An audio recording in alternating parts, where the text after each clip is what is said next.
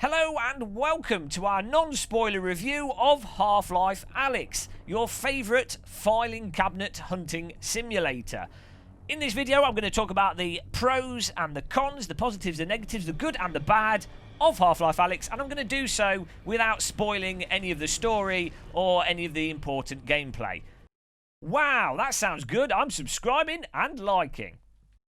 Now I assume you know what Half-Life 1 and Half-Life 2 and the Half-Life episodes are. If you don't, Google Half-Life, maybe play through them. I highly recommend playing Half-Life 1 and Half-Life 2 before playing this. But the best way to think of Half-Life Alyx is that it's essentially a Half-Life 2 episode, but in VR. It very much feels like you are playing Half-Life 2, but in VR.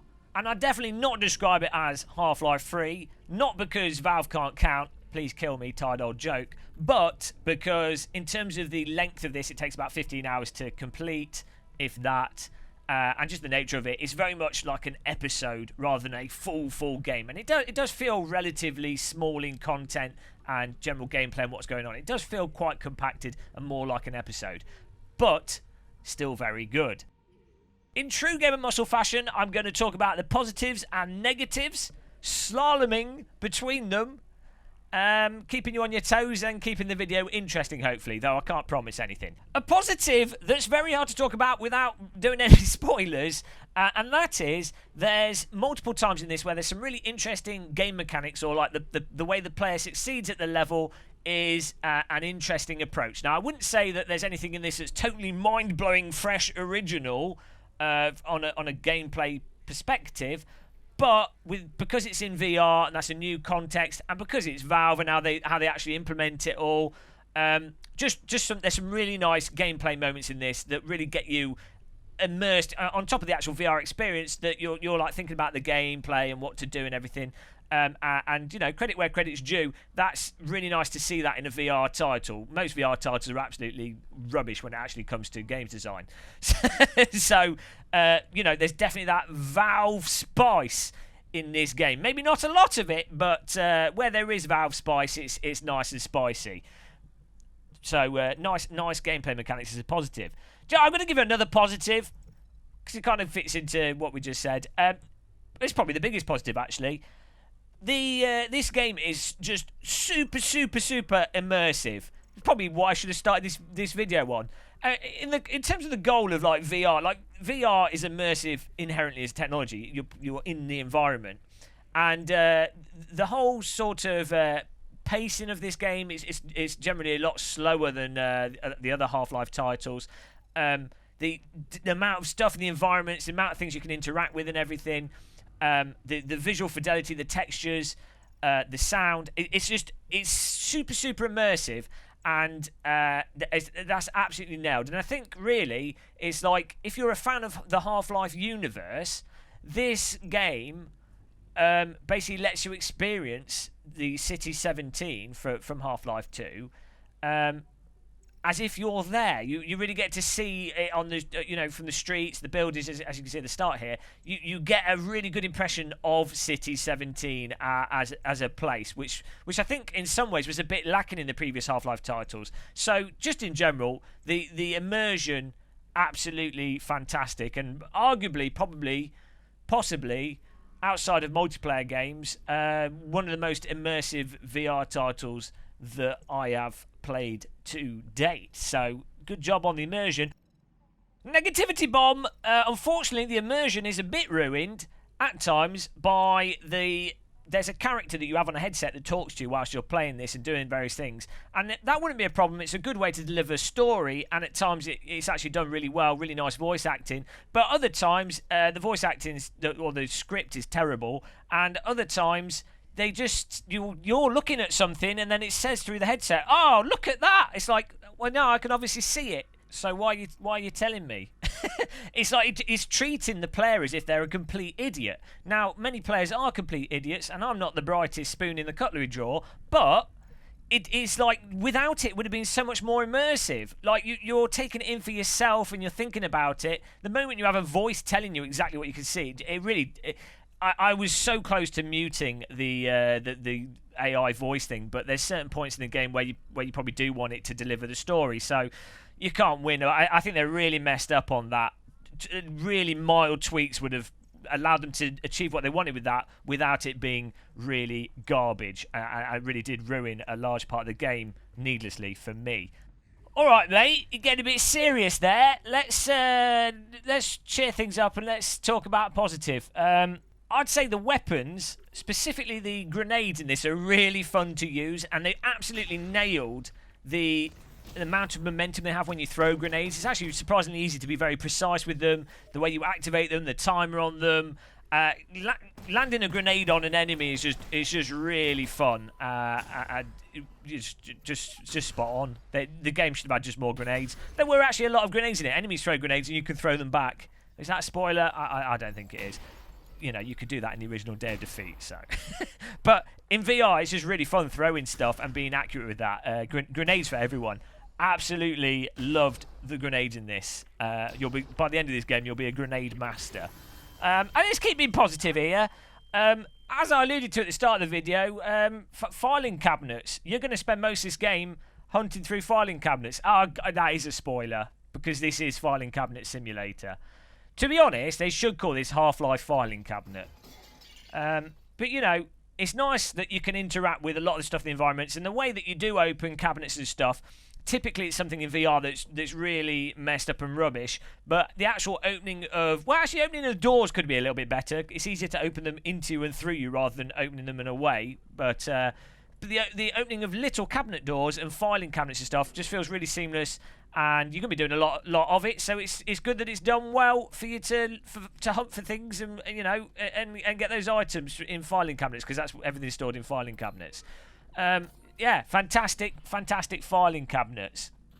Close your ears, fanboys. It's time to be negative again. Despite the movement actually being pretty much on a par, if not better than many VR games, you do notice that compared to Half-Life 1 and Half-Life 2 and other Valve like Portal and stuff, the movement in this does feel a little bit janky at times and can be a little bit irritating at times, in that you might fall and die in certain scenarios, or you know, it might just feel a bit clunky. You like bug out on things a little bit when you hit edges of stuff, and it's just...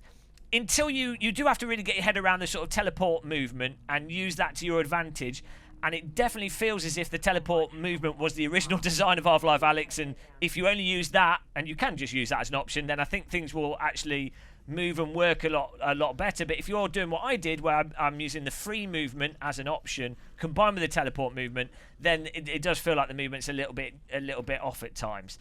But at least they put the option in there. You've got loads of different types of options for like the head rotation types, the comfort. As I say, you can just play with teleport and everything. So it's good that they accommodate everyone. If you don't want to get motion sick, you know, this game will have you covered on all avenues. But if you kind of want to play it in an immersive way, as you would play the original Half-Life games and many other VR titles with free movement, then you just notice at certain times that the movement just doesn't quite feel as polished as some other VR titles. So I'm giving it a negative. It's a bit of a low blow. It's not awful. I just think the movement could possibly be a little bit better. It's time to break the matrix with a positive negative, and that is the NPC combat, or fighting against the Combine. Or just the gun combat, basically. But it's really satisfying. The AI can be really fun to battle against you. They throw grenades at you. They move around you. They flank you. Really good. But you have to know how to beat them using the teleportation. It's quite a different way of doing combat compared to other video games. And the game doesn't really introduce you into the good methods of doing that in a very good way. It'd just be nice to have like a training thing at the start, or you know, it just doesn't introduce you into the best way of playing it. It rather sort of pummels you because you seem to die randomly until you work out the actual process to beat the AI. And then there's not actually that many combat scenarios in this where you're battling against many Combine, which is a real shame because they are some of the most enjoyable aspects of the game and really break up the sort of slower, more puzzle elements of the game. But it always feels like, oh, that's a bit anticlimactic, that battle, because once you know how to do the combat, even on the hardest difficulty setting, which we were playing the game on, you either absolutely destroy them or they pummel you, and there's not that much in between. And it's like it just needs more. There needs to be more combat moments. There needs to be more enemies at times, and there needs to be more enemies that only take a few shots to kill or one shot with a pistol to kill, but there's more of them. Obviously, they'll have made choices around about the design and how everything works, which is what's led to the combat situations that have occurred. But I just feel like it's lacking of those really nice big combat moments that you have in Half-Life 2, or just bits where you're like hiding behind cover, popping off people's heads and stuff. It's like the guns are fantastic fun to use, grenades are fantastic fun to use. Why can we hardly ever use them? You know, so. Yeah, it's a positive, negative, the combat. It really makes me hopeful for future Half-Life VR games. But also, like what you see here on the screen, this is just a mod where they popped a bunch of Combine into an environment. Wave combat modes and stuff and mods with combat in it. Because it was just, I just wanted more of that. After playing the game, I was like, I want to shoot more things. This is fun. And before I round things up with a final conclusion, that leads us to a final positive. And that is, obviously, mods. As you can see, the previous thing was a mod scenario, and as you can see here, we're playing mini golf. Steam Workshop's fully integrated into this. Even within the game, it's super easy to just click on a mod thing, accept it, add it to the game. You don't have to come out of VR or anything to do that, and you can then just try loads of weird stuff out, just mess around. And I think that will add a ton of value to Half-Life Alyx in the long term and really help justify its sale price. So the whole mod support thing's absolutely fantastic, glorious, and bonkers. So as a rounding off of everything, what I would say is 100% get this. I mean, if you've got a Valve Index, then you've already got it. But 100% worth owning. It's a top-notch, one of the top VR titles, 9.5 out of 10. It's definitely more horror and more slow-paced compared to other Half-Life games. Just a general slower pace to it, with moments of action. As all Half-Life games do, it does have little puzzles in it, some of them environmental. In this case, some of them are for unlocking doors or deactivating things and what have you. No spoilers. The puzzles, I'd say, they're easier than Portal. Sometimes a little bit more tricky than what you'd find in Half-Life 2, but generally in that sort of Half-Life 2... kind of Half-Life 2 episodes vein of difficulty puzzles. We're not talking Mist or Riven.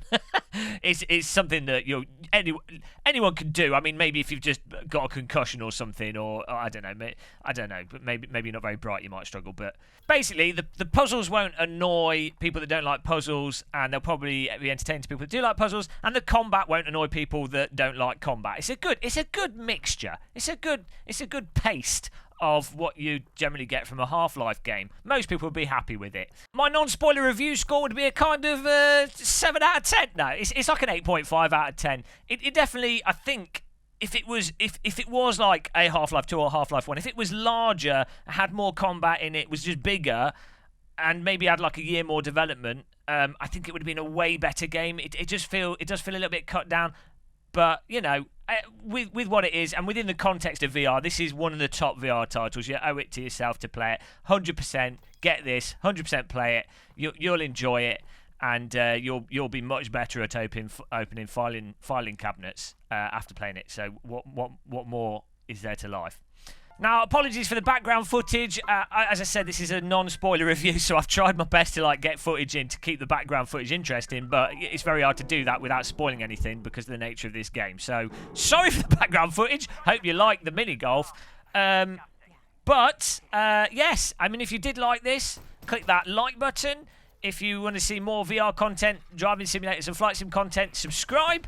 And let me know in the comments what you liked and disliked. And please no spoilers, because I'll delete the comment if you do spoilers, because this is the spoiler-free zone. All our cars have no down... Okay, that's not going to work for people that don't follow motorsport. Right. Happy tea drinking, guys. Till the next video. See ya. Goodbye.